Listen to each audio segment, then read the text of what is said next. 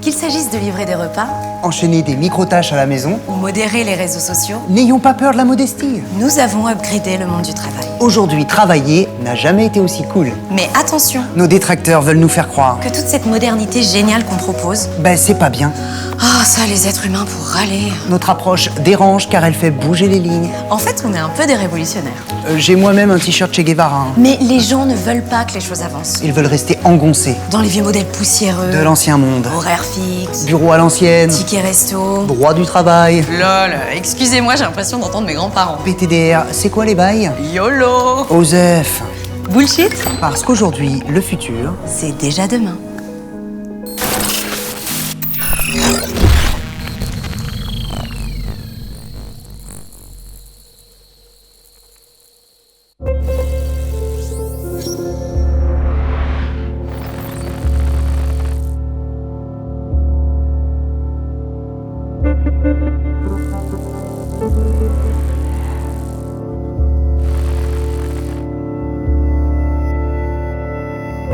Le plus grand tour de passe-passe de ces plateformes, à mon avis, c'est d'une part de faire croire aux consommateurs ou en général aux usagers qu'il y a des processus automatiques, qu'il y a des algorithmes partout, alors que très souvent c'est vraiment des tâches qui sont réalisées à la main.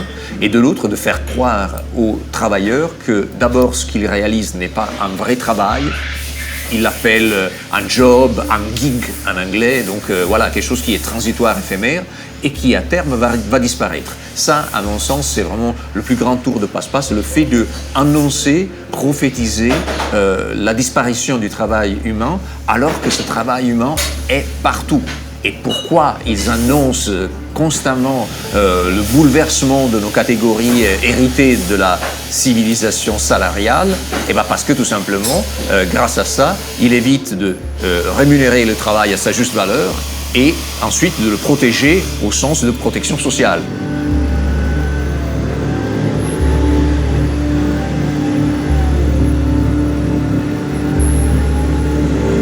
Si on regarde des personnes qui sont payées à la pièce pour réaliser des livraisons, la production de données, la modération de contenu, tout ça, c'est en gros des piéçards des temps modernes. C'est des gens qui réalisent ce qu'à une époque on appelait du marchandage. Et le marchandage a été, entre-temps, dans plusieurs pays, y compris la France, interdit. Par contre, on réintroduit ces formes surannées de gestion de la force de travail, tout en disant « vous n'êtes pas une force de travail ». Au sens propre du terme. Votre travail va disparaître. De toute façon, votre travail, c'est pas vous qui le faites. Le vrai travail, c'est celui de la machine, c'est celui de l'intelligence artificielle qui, à terme, va faire disparaître même les quelques euros que vous gagnez aujourd'hui en réalisant ce travail du clic.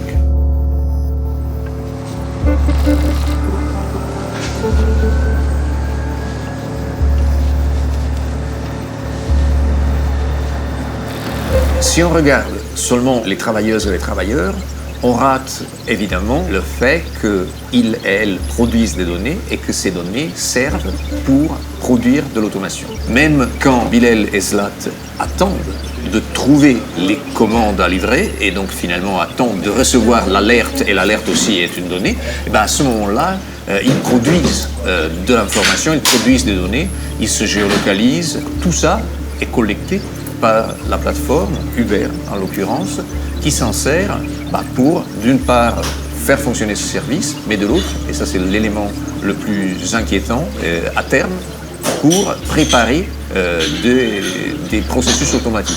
Pour les chauffeurs, il s'agit donc d'utiliser ces données pour entraîner des véhicules autonomes. Pour les livreurs, on le voit dans d'autres plateformes comme Amazon, pour entraîner des robots livreurs. Donc on prépare l'automatisation en se servant de ces énormes masses de données produites par ces travailleurs publics.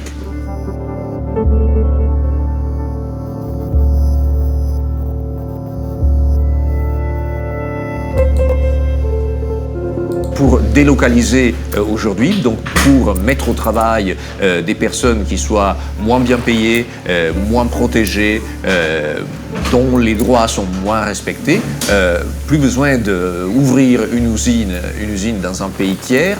Il suffit tout simplement d'attirer sur une plateforme des personnes qui sont des ressortissants des pays dans lesquels, typiquement, les salaires moyens sont moins importants que les pays d'origine et d'installation de la plateforme. Ce type de logique de asymétrie économique et politique, et certains diraient même de néocolonialisme, les plateformes l'appliquent aussi en local, c'est-à-dire dans leur pays d'installation. Donc des plateformes américaines exploitent sans retenue des micro-travailleurs et des travailleurs du clic aux États-Unis.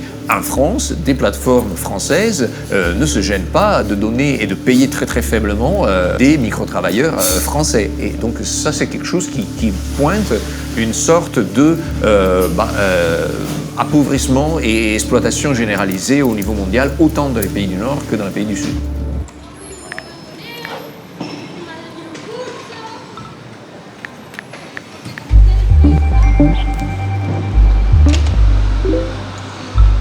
N'importe quel utilisateur d'une plateforme, même des plateformes dites gratuites, parce qu'on ne paye pas pour les utiliser et elles ne nous payent pas, ces usagers aussi sont des travailleurs du clic dans la mesure où elles ou ils réalisent exactement les mêmes tâches, le même type de digital labor que les personnes qui sont micro-rémunérées ou rémunérées pour produire de la data. Un exemple de tâches qu'on réalise et de digital labor généralisé pourrait être le fait d'ajouter des hashtags, des étiquettes, après avoir mis en ligne une image sur Instagram ou sur Twitter.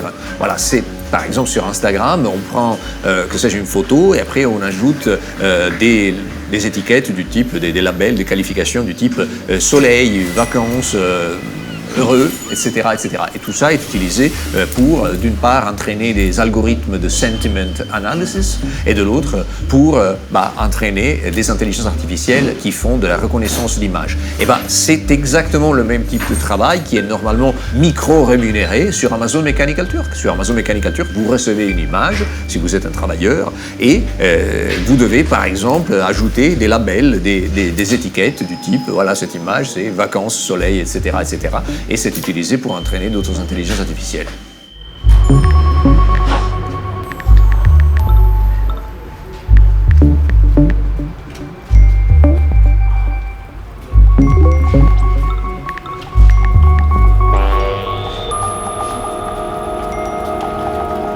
Face aux situations les plus extrêmes de subordination, d'exploitation, de surveillance, on a besoin de travailleuses et travailleurs qui aident la prise de conscience collective, qui soient donc des lanceurs d'alerte. C'est ceux qui tirent la sonnette et qui s'insurgent contre une situation qui est injuste, donc une situation contre laquelle il faut s'insurger. Et donc les lanceuses et les lanceurs d'alerte aujourd'hui ont un rôle crucial.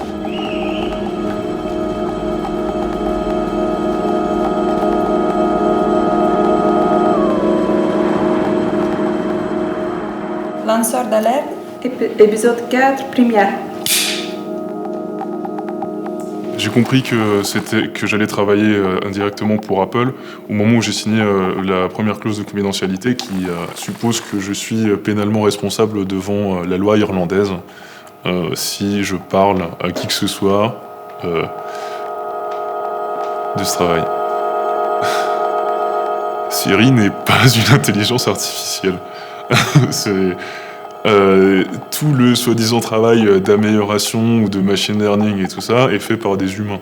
Tout le travail soi-disant d'intelligence artificielle, ce sont des gens qui nourrissent la machine en continu. Et ça, c'était mon travail. Nourrir la machine. Notre premier jour à Cork, ce qu'ils appellent l'Induction Day, on nous explique qu'effectivement, on va travailler pour améliorer la précision de Siri. Donc, ils nous expliquent qu'on va donc mettre un casque sur nos oreilles et qu'on va écouter des enregistrements toute la journée. Je me doutais déjà depuis un certain temps qu'il y avait quelque chose qui ressemblait à d'espionnage dans ce genre d'appareil. À partir du moment où on accepte les conditions générales d'utilisation, on ne sait pas trop quelles sont les données qui sont collectées ni à quel usage. Après, je ne me doutais pas qu'on en arrivait au point d'écouter les gens en permanence, en fait. Les micros des appareils Apple sont ouverts en permanence. Et les enregistrements se déclenchent de manière aléatoire. Et donc, on écoutait à longueur de journée des personnes parler de leur vie privée, discuter de choses très très intimes. Donc, le principe était qu'on écoutait des gens qui dictaient un message ou qui parlaient à Siri. Ça, c'était le principe. Mais en réalité, il y avait des tas et des tas d'enregistrements où en fait l'assistant vocal se déclenchait tout seul. Ça donnait donc des enregistrements qui étaient stockés ou bien sur l'iPhone ou sur un serveur ailleurs, je ne sais pas, mais en tout cas c'était découpé en tranches de 1000 heures, et sur ces tranches de 1000 heures on était censé travailler, donc pour chacun des appareils Apple. Donc, moi j'ai travaillé sur les iPads, j'ai travaillé sur les EarPads, j'ai travaillé sur CarWatch, et sur Apple Watch aussi.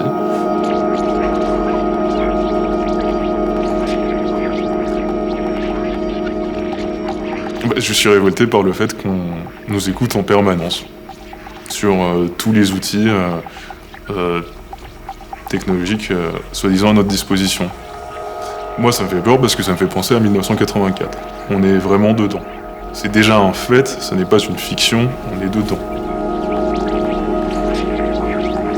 Et j'ai décidé d'en parler parce que ça me met hors de moi de voir qu'on est complètement inconscient, en fait, du degré d'interférence de ces compagnies dans nos vies, y compris de gens qui ne veulent rien avoir avec eux.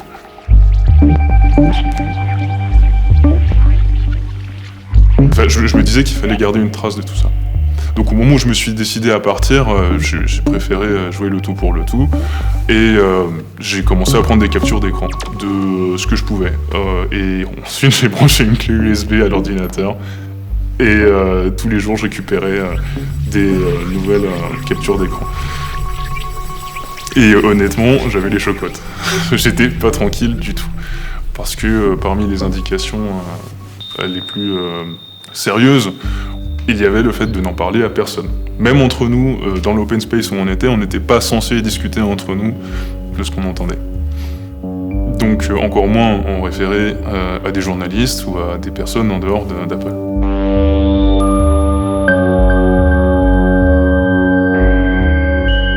En prenant ces captures d'écran, j'ai la preuve qu'il s'agit bien de millions et de millions d'enregistrements pour chacun des projets qui étaient concernés. C'est-à-dire que, par exemple, pour les iPads, au moment où j'ai pris ces captures d'écran, il y avait 14 différents pays dans lesquels ces projets étaient menés. Chacun de ces projets contenait de 600 000 à 1,2 million d'enregistrements à peu près, pour un total de 1000 heures par pays. On peut dire, en moyenne, qu'il y a entre 8 et 12 millions d'enregistrements pour chacun de ces projets-là, qui constituent un onglet sur un menu défilant qui est très très très long. Mais sachant que ça fait au moins 5 ans qu'ils sont là-dessus, on est quand même à un stade qui est quand même... Enfin, ça fait un volume d'enregistrement qui est phénoménal, quoi. Je me sens dépassé par l'ampleur de la chose, je me sens dépassé par la taille de ces entreprises-là, en fait, et aussi par les enjeux économiques et politiques qui viennent derrière. Mais c'est pas si compliqué de pas se laisser faire, en fait. Et moi, j'aimerais témoigner à visage découvert parce que j'espère qu'il y aura d'autres gens qui le feront ensuite. Et que c'est déjà une première étape pour se défendre et puis contre-attaquer. Parce que on a beau le croire, ça n'est pas normal. Ça n'est pas normal et ça n'est pas un allant de soi, ça ne devrait pas l'être. Voilà. Merci beaucoup d'avoir. Super. Merci. Alors, Aujourd'hui, il y a un début de résistance qui se met en place. Il y a des formes d'organisation émergentes des travailleuses et des travailleurs du clic. Des organisations qui sont parfois extrêmement traditionnelles. C'est des syndicats, c'est des organisations syndicales qui investissent ces nouvelles populations de travailleurs pour défendre leurs droits, pour les organiser.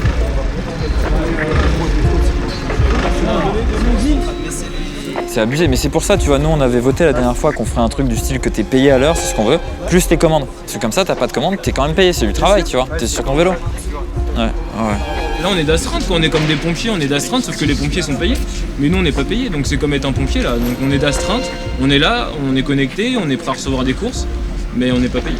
Donc en soi, non, c'est vraiment. Oui, je trouve ça logique d'être payé à partir du moment où tu te connectes. C'est chaud en vrai, tu vois, ils disent qu'on est auto-entrepreneur, mais on travaille pour eux, on sait pas dans quelles conditions. Non mais oui, c'est vrai. Oui, par contre, c'est qu'on est auto-entrepreneur, mais on est juste des sous-traitants en fait. Bah ouais, non, c'est complètement ça. Pourtant, on est salarié ou on n'est pas salarié pour toi en réalité? Dans la réalité des choses. Ah bah on est salarié en fait. En plus, ils nous prennent des gros frais. Sauf qu'on n'a pas droit au chômage, tu vois. C'est super chaud, on n'a pas droit au chômage, s'ils nous licencient, on peut rien faire. Et tu vois, ils comptent vraiment le droit du travail quand ils font ça en fait, quoi. Tiens, Bilal, il m'a juste donné ça en fait, on a fait une pétition. Et l'intérêt, c'est quand les gens ils sont livreurs, ils peuvent mettre oui. Comme ça, ensuite, on a leur numéro et dès qu'on fait un truc, on leur envoie un message pour qu'ils soient au courant si ça te chauffe, tu vois. Comme ça, tu sais quand on fait une réunion et tout. Hop. C'est pour les conditions de travail, t'as vu la précarité et puis tout, tu vois. Pour que les conditions ils changent. Nous, on demande quoi? On demande le minimum, quoi, des conditions normales, tu vois. Ouais. Ça, on peut en prendre une ou pas? Ouais, tu peux mettre ton nom et juste un numéro de téléphone, tu vois, comme ça j'ai, et une signature, tu vois, c'est une pétition un peu pour défendre nos droits, quoi. On a fait le plus général possible pour que les gens ils s'y reconnaissent. Ludovic, je suis coursier pour Deliveroo depuis quelque chose comme 7 mois maintenant. Il y a des moments où j'ai pu travailler presque à temps plein ou alors à mi-temps.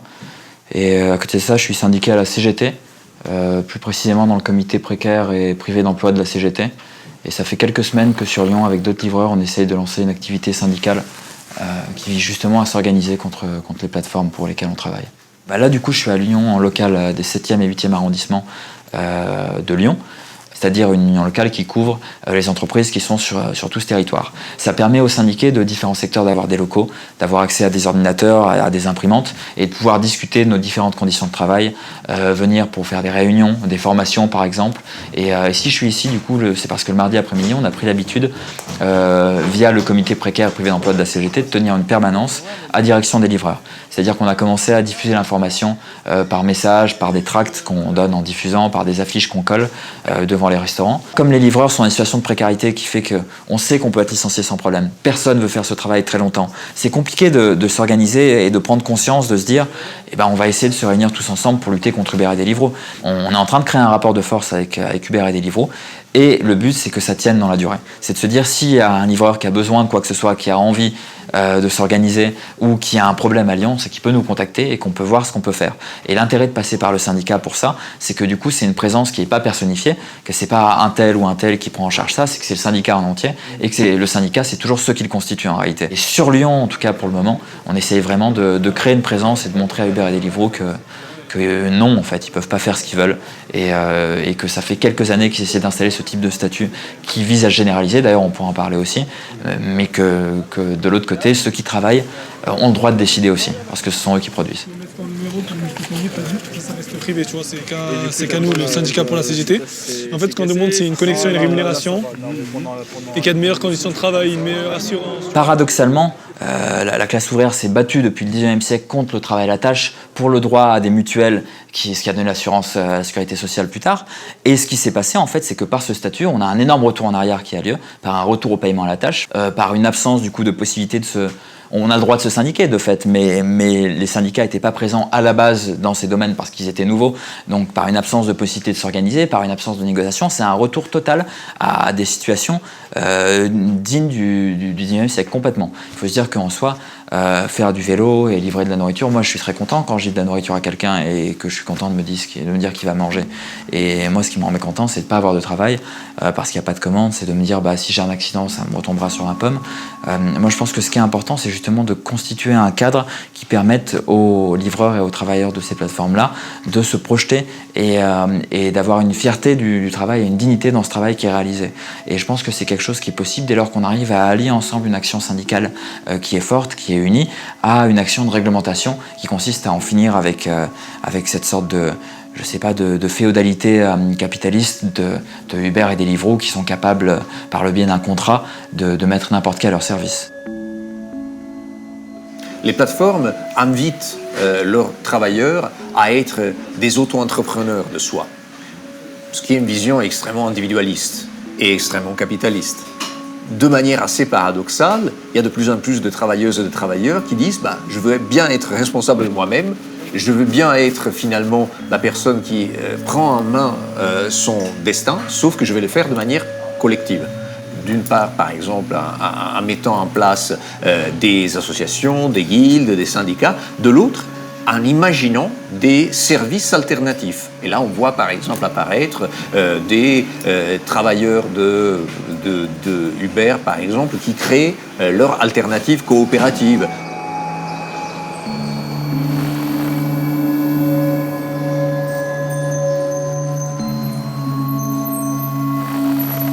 Primeres manifestacions a Deliveroo.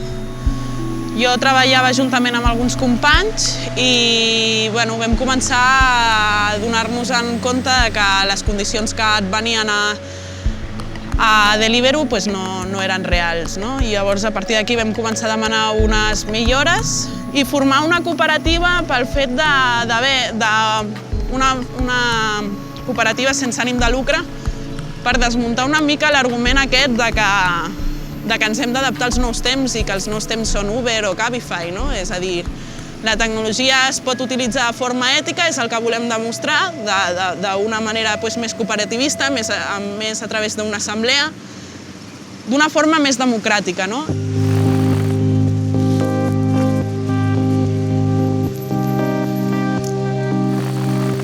Nosaltres no, treballem amb contracte, amb baixa, amb vacances pagades, amb nòmina i a part és horitzontal, no és vertical, no és piramidal, no és jeràrquica l'empresa. O sigui, tothom, tots els treballadors, des del primer fins a l'últim, té els mateixos drets, exactament, el mateix salari i a part és una empresa, és una cooperativa sense ànim de lucre. És a dir, totes les ganances que tenim són reinvertides en la pròpia cooperativa. Ara mateix treballant som unes 30 persones. Jo, sobre el futur de Mensaques, jo tinc molta esperança i molta confiança.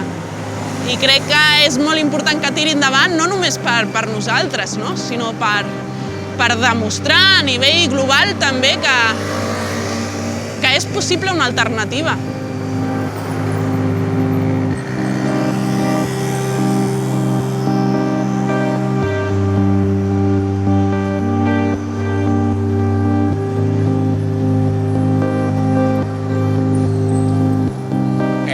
Sí, aquest model ja hi ha altres ciutats que s'estan creant models similars. A Madrid tenim uns companys que es diuen La Pájara Ciclo Mensajeria, que el model és exactament el mateix, és cooperativisme. A Europa també hi ha casos, hi ha Cycle Coop, hi ha diverses cooperatives a nivell europeu que estan ara mateix funcionant. A Bèlgica, a França crec que també hi ha algunes. O sigui que crec que és un model que pot anar a poc agafant bastant força. La dimensió més humana que podem veure a Mensaques, jo crec que es podria exemplificar amb el títol de les jornades, que era My Boss is not an algorithm, és a dir, el meu jefe no és un algoritme. I bé, el que hi ha és un tracte directe, assembleari, en què els treballadors no són números, sinó que són persones i per tant es tracten com a tal i amb els drets que els hi pertoquen. Al final el que hem d'agafar és una conscienciació real, global i social del que està passant avui dia. Les grans tecnologies ens faciliten la vida a tots i són noves tendències de consum que no desapareixeran, però hem de ser conscients del que porta darrere i hem de ser conscients de cada cop que consumim algun producte què hi ha darrere, qui l'està fent, què et porta el menjar a casa. És la classe obrera i treballadora, llavors ens hem d'aixecar i hem de crear alternatives i hem d'empoderar-nos, no queda una altra, autoorganitzar-nos i empoderar-nos perquè ningú ho farà per nosaltres. I així a poc ho aconseguirem, si no serà impossible.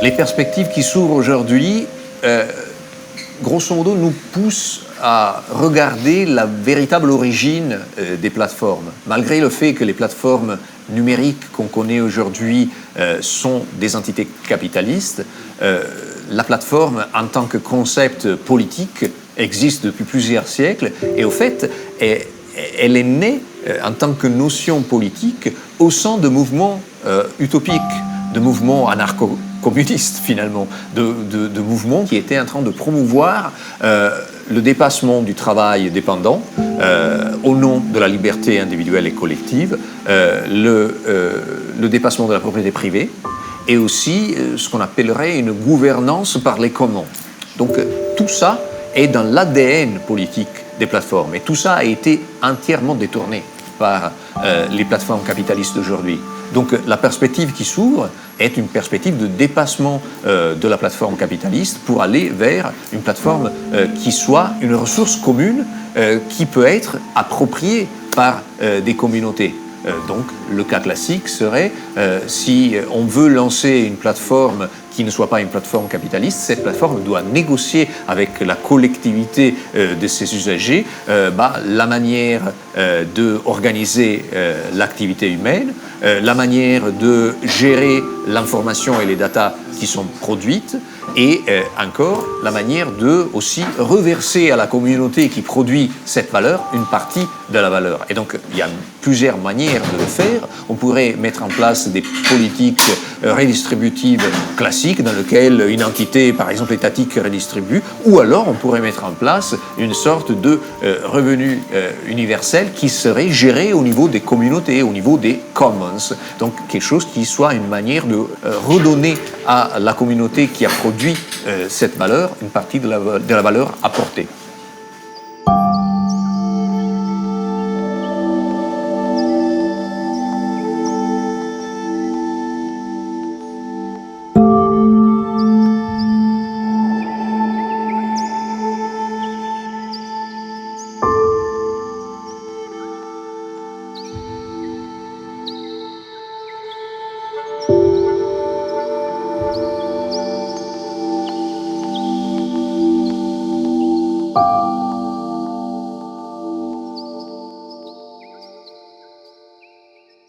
Ok, bonjour l'ambiance. Les mecs qui nous disent... Oui, vous optimisez les humains comme des machines. Vous pensez qu'au profit... Vous foutez bien la merde. On vous entend. Ne vous inquiétez pas. Il y a des solutions. Et là, vous me dites... Oui, mais lesquelles? Eh bien, celles qu'on va trouver ensemble. C'est-à-dire? Main dans la main. Non mais d'accord, mais concrètement. Chaque jour, un petit pas de plus. Tu te foutrais pas un peu de ma gueule, en fait? Non, nous nous foutons ensemble de nos propres gueules. Et c'est ça qui est beau. Allez, cœur avec les doigts.